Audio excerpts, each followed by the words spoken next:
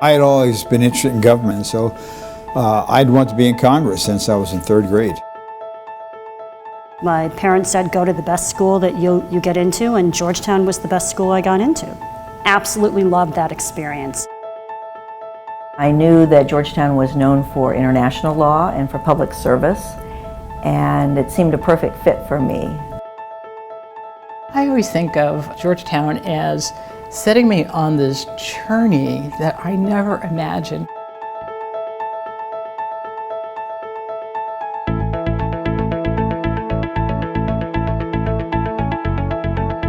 I went into the Department of Interior. I was with Secretary Roger C.B. Morton. I then was a staff person up on the Hill.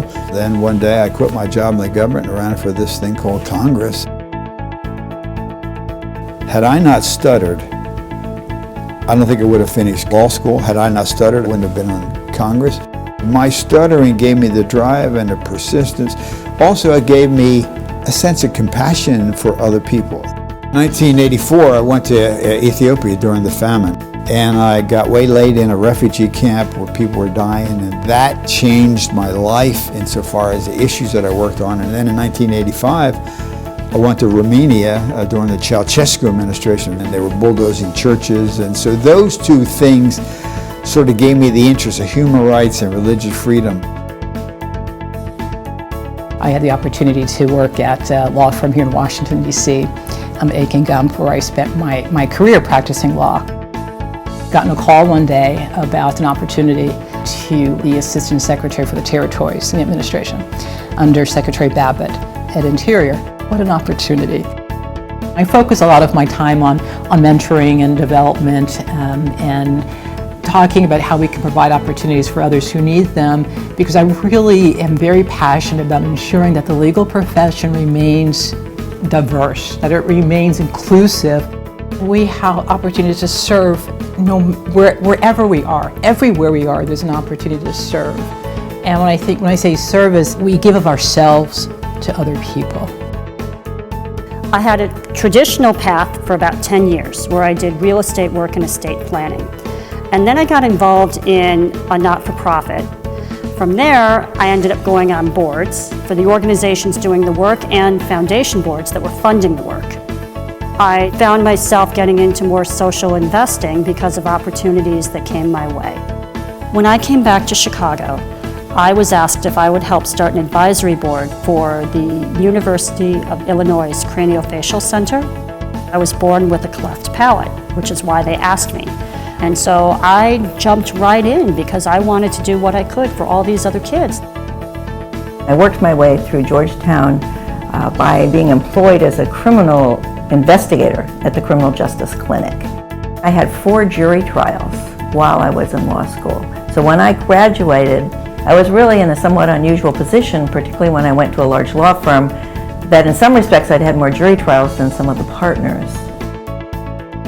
They found I could be a corporate litigator, and at the same time I could be a civil rights and a human rights lawyer, and that there was nothing inconsistent about those two. I'm an inveterate volunteer. Whenever people ask me to do things, my instinct is to say yes. 1, because it's interesting, and usually 2, it's some way to expand public service. And I think Georgetown gave me that foundation. Given an opportunity, I think we have a moral obligation to serve others and do. So I think it's been very important to give back and to try to make a difference to help people that need help. I love the old saying, don't just give someone a fish, but teach them to fish. And Georgetown really embraced that concept in working with me to set up the Bazelon Mental Health Center. They allowed Georgetown students to be able to go over and have fellowships at the Bazelon Mental Health Center, so these graduates were fighting for the rights of those who couldn't fight for themselves. I sit here because of the changes that have been made in the world, where people of color can be part of the mainstream, where we have opportunities for women that we didn't have before. Today, it's all the rage. Everyone's out there doing something to improve the world.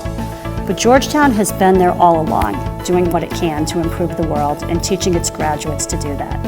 And I feel lucky to have had that ingrained in me when I went there.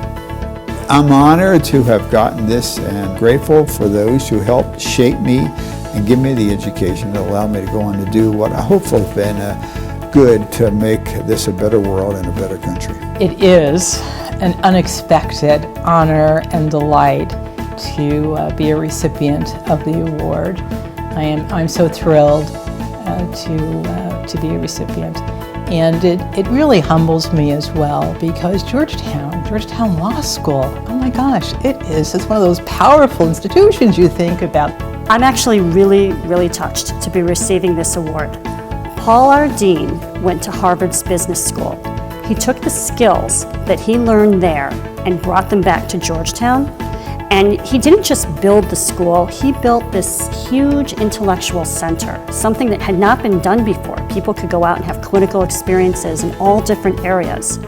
And today, I'm getting the opportunity to work with Dean Traynor and Steve Hills and their team, and we're creating the opportunity for the students going forward to also be able to learn business skills. So who knows what they're going to be able to do when they graduate. Father Drinan spent his life in pursuit of justice. I can look to Father Drinan and others as role models. I would just like to say thank you to Georgetown for what it did for me in my education. Thank you to Georgetown over the years for the associations with my classmates, with other alumni, and with the faculty. And thank you for this award. I am really, really humbled and honored.